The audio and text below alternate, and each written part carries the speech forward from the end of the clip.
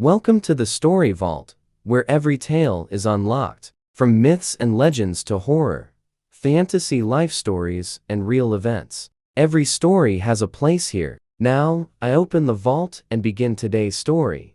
Life often feels like a marathon we never consciously agreed to run. For a boy named Arjun, this idea was not a metaphor, but a daily, pulsing reality. From the moment he opened his eyes in the pale hush of early morning, he measured his worth in footsteps and seconds. The park near his house was his proving ground, a winding loop of gravel where joggers of every age appeared at dawn. He would lace his shoes in silence and step into the cool air, his breath forming small clouds that quickly vanished, just like his brief moments of confidence. Almost immediately, someone would glide past him, a weary college athlete, a middle-aged woman with headphones, even a gray-haired man whose stride seemed effortless. Each time it happened, Arjun's chest tightened. He checked his watch compulsively, noting a pace that always felt too slow. The world beyond the track offered no escape. At school, comparison hovered like a second shadow. His best friend Dev, naturally athletic and lighthearted, excelled without trying. Dev's name appeared on sports boards, his smile on social feeds, his running times mentioned casually in the cafeteria. Teachers praised his easy charm, and classmates gravitated to him without thought. Arjun, who worked twice as hard to achieve half as much, kept his own numbers to himself, a private record of near misses and almosts. Every hallway trophy glinted like a quiet accusation, each polished surface reflecting his restless eyes. He told himself that if he could just win one big race, maybe the gnawing sense of being behind would fade. He began to train with a kind of desperation, pushing past the point where muscles begged for rest. Coach Ravi, who sometimes watched him from the edge of the track, offered gentle cautions about pacing and endurance. "A marathon isn't about the sprint," the coach said more than once, his voice carrying the steadiness of someone who had seen many young runners burn out.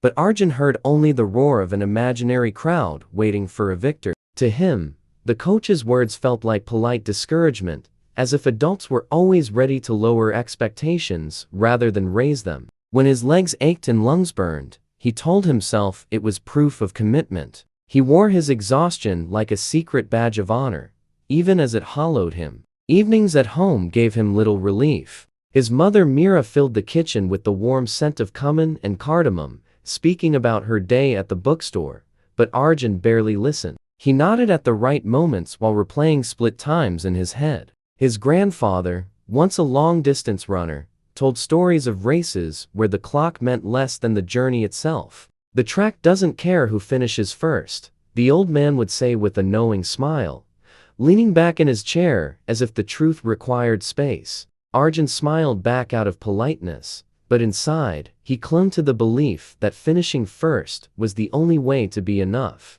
Late at night, he wrote in his journal with a heavy hand, "If I can win, it will finally matter." The words cut into the paper until the page threatened to tear. The city's annual half marathon became his obsession. He trained before sunrise and after dusk, timing every mile, scolding himself for each second lost. Rain or wind did not deter him. He ran through puddles and gusts, as if defying the elements might grant him an edge. Some mornings he felt a surge of hope when he beat a previous record, but that hope evaporated whenever someone else passed him on the path. He noticed how Dev treated the upcoming race like a friendly game, planning to run for fun, laughing when others asked about his goals. Fun was a concept Arjun could not comprehend. To him, the marathon was a single bright gate out of a shadowed life, and if he failed to reach it before others, he feared he would remain in darkness forever. Inevitably, his body began to protest. Knees ached, lungs burned, and a low fever set in. One afternoon, he pushed himself anyway, only to collapse halfway through a run. He woke in his bedroom hours later, the house quiet except for the slow ticking of a clock. For the first time in weeks, he could not move at will. He had to lie still and listen. His grandfather sat beside the bed, eyes soft but steady. "You're treating life like a race you can lose," the old man said. "But life isn't a single finish line. It's many paths, many paces. The only race worth running is the one you set for yourself." Those words lingered long after the fever passed. Forced to rest, Arjun noticed things he had ignored. The way morning light spilled across his desk, the rhythm of his own breathing when he wasn't chasing anyone, the quiet pleasure of a walk with no stopwatch. Days stretched differently when he was not measuring them against a clock. When he returned to gentle training, it was different. He chose routes for their scenery instead of their speed, weaving through narrow lanes where jasmine grew wild and the air smelled of wet earth. He greeted the same runners who used to intimidate him, realizing they were absorbed in their own journeys, not in outpacing a boy they barely noticed. Slowly, the urgency that had once driven him began to loosen its grip. He discovered the meditative quality of running at a natural pace, the way his thoughts untangled themselves when he stopped chasing numbers. Sometimes he ran only to feel the wind on his skin, sometimes to think through a school assignment, sometimes to simply be outside when the world was quiet. He still admired Dev's natural talent, but it no longer felt like a threat. They began to run together on weekends, and for the first time Arjun enjoyed the shared silence, the easy conversation that followed, the unspoken understanding that friendship was not a competition. Race day arrived cool and bright. At the starting line, Arjun felt the familiar thrum of nerves, but it no longer carried the weight of panic. Dev clapped him on the shoulder, grinning, and they exchanged a look that needed no words. When the horn sounded, runners surged forward like a single river, but Arjun held to his own rhythm. People passed him, and he let them go. Somewhere around the halfway mark, he even slowed to take in the view of the river shining under the sun, the bridge arches mirrored in the water. Spectators cheered for everyone equally, not just the fastest. By the final stretch his legs trembled, but his heart felt strangely light.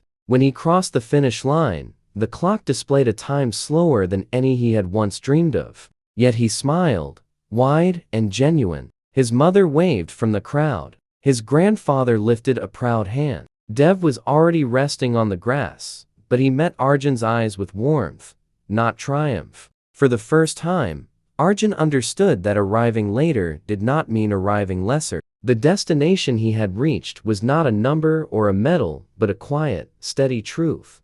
Life is not about matching the pace of others. In the days that followed, the park felt different. Arjun still ran, but he no longer counted every second. Sometimes he paused mid-route to watch the sunrise or to help a younger runner tie a loose shoe. He discovered that when he stopped measuring himself against strangers, every step carried a subtle joy. He realized that each person on the path, fast or slow, young or old, was traveling toward a personal horizon that no one else could see. The man with silver hair who once sped past him might be running to recover from illness. The woman in headphones might be chasing a memory, not a record. Everyone was running their own invisible marathon. Weeks turned into months, and Arjun noticed changes beyond the track. He listened more when his mother spoke about the bookstore, appreciating the stories of customers and the smell of freshly printed pages she described with affection. He spent longer evenings with his grandfather, learning the old man's recipes and hearing more of his racing tales. School felt less like a scoreboard. He began to help classmates who struggled in subjects he understood, finding satisfaction in quiet acts of support. The relentless need to prove himself softened into a curiosity about others and about life itself. The marathon of life had not ended. It never really does. But Arjun no longer feared being behind. He had found his own stride, and with it the understanding that reaching your own destination, in your own time, is not only enough, it is the only finish line that matters. The gravel path, once a stage for comparison, had become a place of peace. Each morning, he stepped onto it, not as a contestant, but as a traveler, knowing that the rhythm of his own heartbeat was the only pace he ever needed to keep. Another tale has been unlocked here in the Story Vault. If you enjoyed this story, do not forget to like, share, and subscribe, so you never miss the next one. Until then, the vault is closed, but the stories live on.